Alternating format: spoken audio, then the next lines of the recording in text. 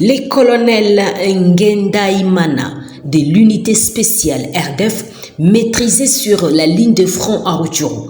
Les résistants parlent d'un travail de titan qui a mené à son arrestation.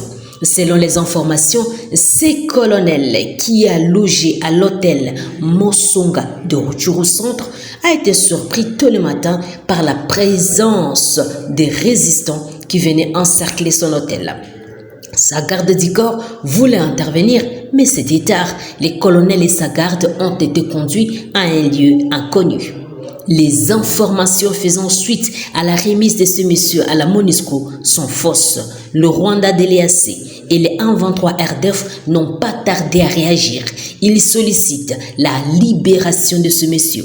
L'armée rwandaise RDF accuse certains cadres 123 de la nationalité congolaise d'avoir facilité les résistants de l'autodéfense à mener une opération qui a conduit en l'enlèvement du colonel Ngenda Imana de l'unité spéciale RDF qui était en séjour à Rutshuru.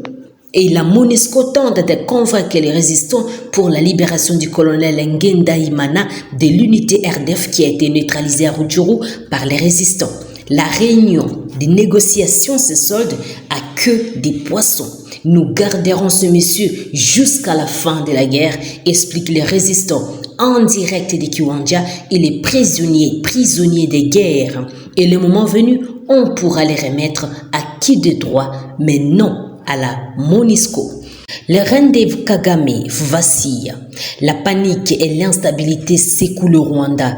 Depuis plus de 20 ans, Paul Kagame régnait en maître absolu sur le Rwanda. Cependant, avec l'arrivée de Félix Antoine Tshisekedi à la tête de la République démocratique du Congo, une nouvelle ère semble s'ouvrir et Kagame commence à ressentir une profonde insécurité et la panique s'empare de son camp. Il perd peu à peu confiance envers ses généraux, comme en témoigne une récente interview du chef des services de renseignement burundais.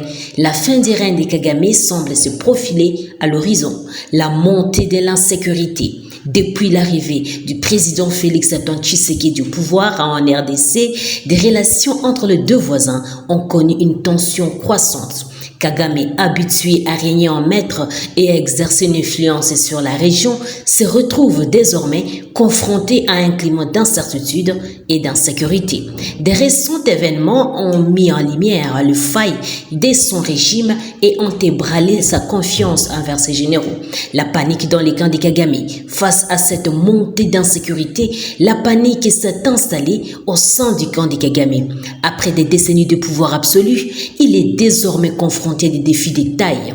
Des récents changements au sein des forces armées et des services de renseignement témoignent de cette situation précaire.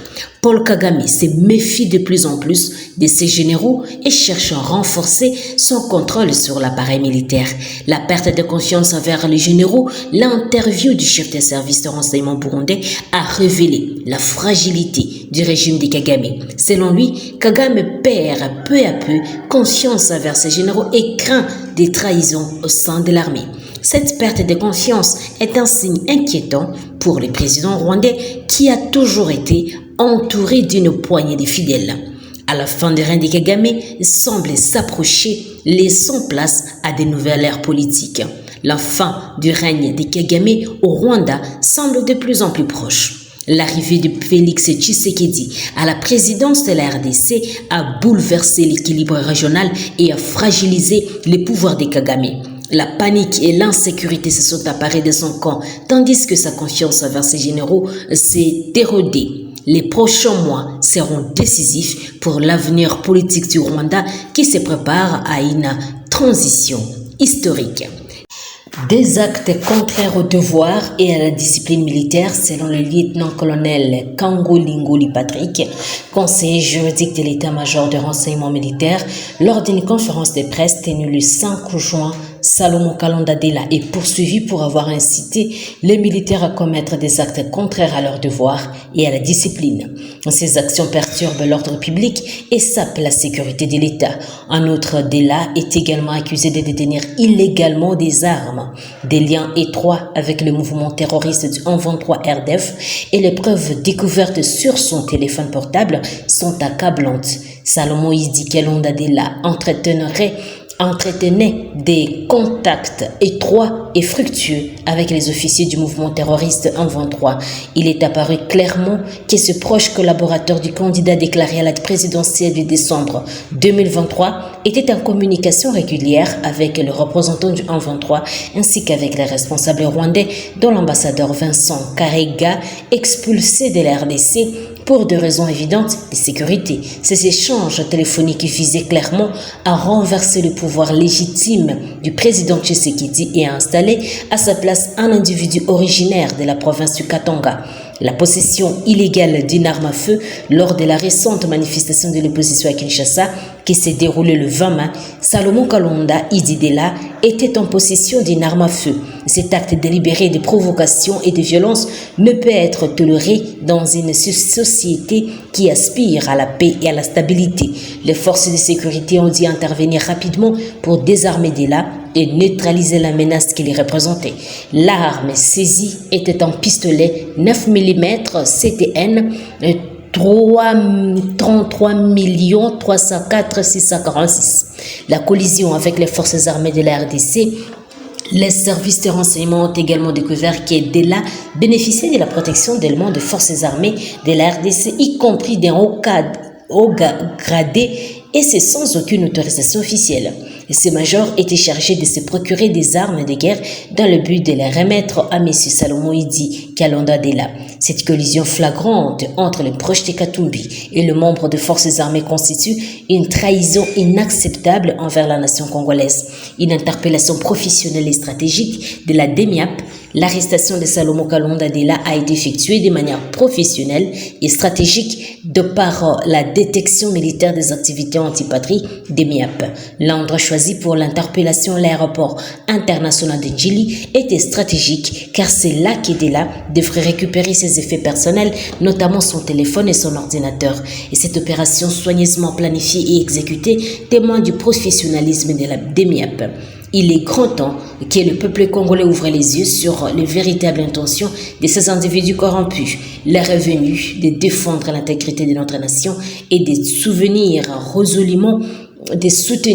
résolument le président Félix Antoine Tshisekedi dans sa mission de construire un avenir meilleur pour tous les Congolais. La trahison ne sera pas tolérée et ceux qui œuvrent contre les intérêts du pays devront rendre de compte devant la justice.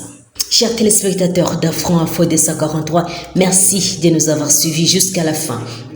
N'oubliez pas de vous abonner, d'aimer, de partager et de nous laisser un commentaire. Mais nous disons un bienvenue à notre nouveau partenaire, Ramsès Ouamouloumba. Merci beaucoup pour votre volonté de soutenir la chaîne Afro Info 243. Mais aussi un grand merci à nos anciens, Vincent Mananga, Afro Sola, à Mombo Kabeya, à Moulunda Andrew, à Jean-Bruno Mafouaniki, à Albert Ndjadi, mais aussi à Mazarani Damani.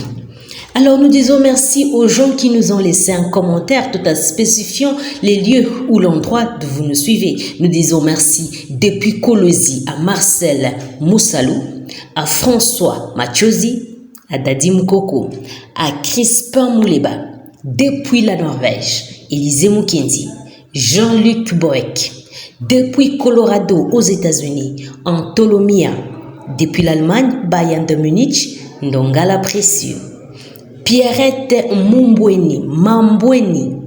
Nous disons merci depuis la France, à Michel Okito, à Didima 229, Jemima 229, à Michael Antoine, à Ernest Balouza, Marie Forpis, à Ndonda, depuis Luanda, en Angola, Claudio Ngola, Bonifacio Ngoua, Viviane Lumbwini, Kenneth Kongolo, Françoise, Jean-Paul Molécha, Abdul Razak, depuis la Tunisie, Caleb Ifongue, depuis la Belgique, Raymond Panzou, Albert Ben Bosso, Florine Voka, depuis le Canada, José Massivi, Roger Mbouyi, John Mbomemia, Gracia Kai, Elias Salama, depuis Kolwezi, à Chouza Pierrot, François Chilumbu,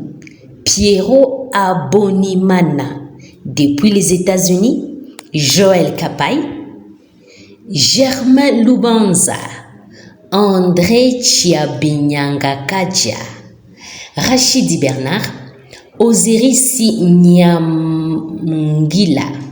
Gabriel Mutombo, Joseph Kabasele, Mario Mida, Roger Gère, depuis l'Afrique du Sud, José Mwanza, depuis Luanda en Angola, Xavier Francisco, depuis la France, Freddy Nimitivi, Félix Kanda, depuis Kolwezi, Marcel Moussalou. Vous êtes très nombreux à nous laisser vos commentaires et nous vous en remercions. Je suis Santi Chesenga. Depuis la province de l'Ituri, nous sommes à l'est de la République démocratique du Congo pour Afro Info de 143. Au revoir.